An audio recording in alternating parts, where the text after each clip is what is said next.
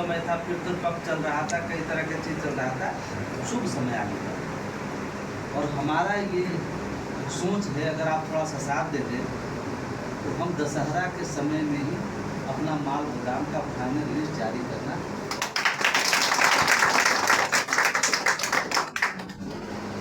बोलेंगे सर साहब, पूरा साथ देंगे जीरो जान से। दूसरी बात, हमारा एक भी भाई छूटना नहीं चाहिए।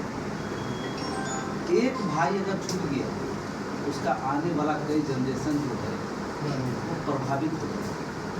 हम नहीं चाहते हैं कि हमारा भाई ने जो ये काम शुरू किया, जो दुख को झेला, जो दर्द को झेला, इनका बाल बच्चा, इनका पोता भी झेलने का काम है। ऐसा नहीं होगा।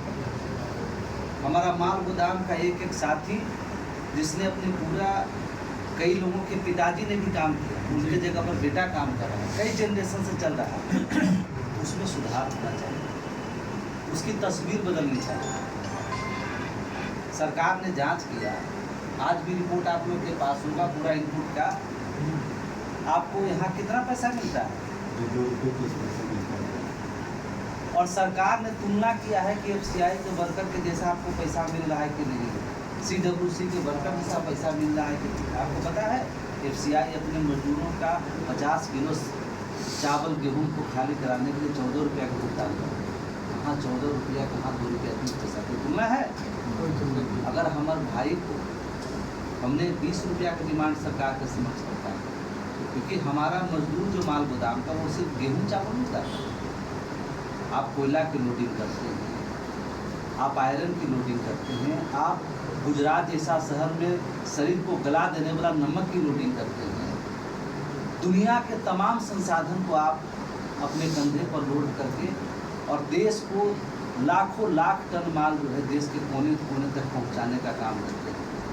और रेलवे को सबसे बड़ा आमदनी आपके खून पसीने से कमाए हुए से मिलता है। हम करें, मेरा भाई को अगर 20 रुपया नहीं, 18 रुपया नहीं, 14 रुपया ही मिलना शुरू हो जाए तो आपका ज़िंदगी बदलेगा कि नहीं बदलेगा? अब बिचौलिया खत्म करके आपके सीधे खाते में पैसा पहुंचेगा, तो शाम के समय, रात के 12 बजे भी रेक हमारा आएगा तो हमारा सब भाई मिलकर खाली करेगा कि नहीं करेगा? अगर आपको सुरक्षा व्यवस्था, आपका रहने की व्यवस्था, आपकी तमाम सुख सुविधा वहाँ पर सुनिश्चित कर जाएगी, तो हमारा हर साथी जो है हाथ बढ़ा करके एक डैमरेज, एक बेटी नहीं लगेगा किसी व्यापारी, सब हमारा भाई इस तरीके को उठा करके कंप्लीट कर देगा। सच्चाई है कि नहीं? सरकार आपके लिए बहुत सारे काम करेगी। ये संगठन का देन है, आप सभी लोगों का मेहनत का देन है कि सरकार मजबूर हो गया आपके बीच में पहुंचने के लिए। आप लोग कोई 10 साल से काम कर रहे हैं, कोई 15 साल से। आपने कभी सुना कि आपका सूद लेने वाला कोई आया, कोई सरकार के कर्मचारी कोई आपके बीच में पहुंच करके ये जानकारी लेने का काम, आप तुम अपना समस्या को बताओ, अपना दुख को बताओ, आपका तकलीफ को बताओ। उस दुख तकलीफ को दूर करने के लिए सरकार ने आदेशित कर दिया है। तो कितनी बड़ी बात है। इसलिए विमल जी, मैं आपसे अनुरोध भी करता हूँ और आपको आदेश भी देता हूँ कि हमारा गाजियाबाद पुराना माल गोदाम में बहुत चुनौती, बड़ा संघर्ष करके इस माल गोदाम के मजदूरों को जगाने का काम किया।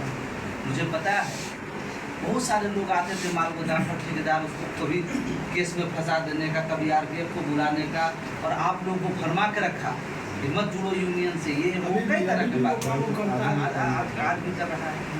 तो इन सब को तोड़ते हुए हमारा साथी ने जो आगे बढ़ करके उनसे लड़ करके यहाँ तक पहुँचने का काम किया है।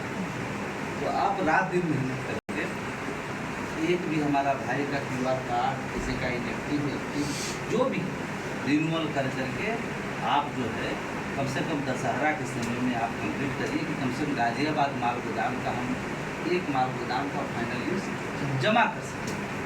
समझ गए? इसी बात को मैं आपके बीच में रखने के लिए आया हूँ कि अब आपका दुख के दिन खत्म हो गया, दुख के दिन बीते रहे भैया, अब नई घड़ी आई है ना। उसको हम लोग सब भाई मिल के करेंगे और सबका साथ, सबका बेहतर होगा तब ना हम लोग करेंगे। क्या तो आप कल से अपना काम जो है ना शुरू करें। यहाँ गाजियाबाद भी खाते हैं, सुन लीजिए, आपके हाथ में अधिकार आएगा, लिस्ट फाइनल करिए, आपके हाथ में अधिकार होगा, आप तय करिएगा कि यहाँ पे कौन काम करेगा। वो अधिकार सरकार से नहीं जाएगा, वो संगठन लड़के लेने आ रहे हैं। आपको घुसने से कटा, तुम जाओ यूनियन, तुमको कान पकड़ के बाहर कर देंगे। कुछ दिनों बाद आप उसको सब मिलकर कान पकड़ के बाहर हो जाएगा। सरकारी व्यवस्था, कानून आ जाएगी। कानून जब आ रहा है तो अपने आप सारा सिस्टम बदल जाएगा। आप तय करेंगे तो कोई व्यक्ति काम करेगा नहीं। वेरिफिकेशन करने के लिए जो मैडम जी आए थे, सर्विस ऑफिसर और बाकी सब साहब थे, तो हमने मैडम से सारी बात यहाँ का जितना भी बात यहाँ पर था सब मैं खुल के उनको बताया। सारी बात मैंने बताया, तो सभी आदमी चले गए। तो मैं वहाँ पर मतलब थोड़ा पीछे हो गया जाने में, तो आप लोग गाड़ी में से निकल गए, हम अकेले वहाँ पर चले गए, उनको जाने ही वाले थे। मुझे वो बुला लिया, मैंने चली प्रसाद भी आ गया, प्रसाद भी बुला रखा होगा पहले से यार।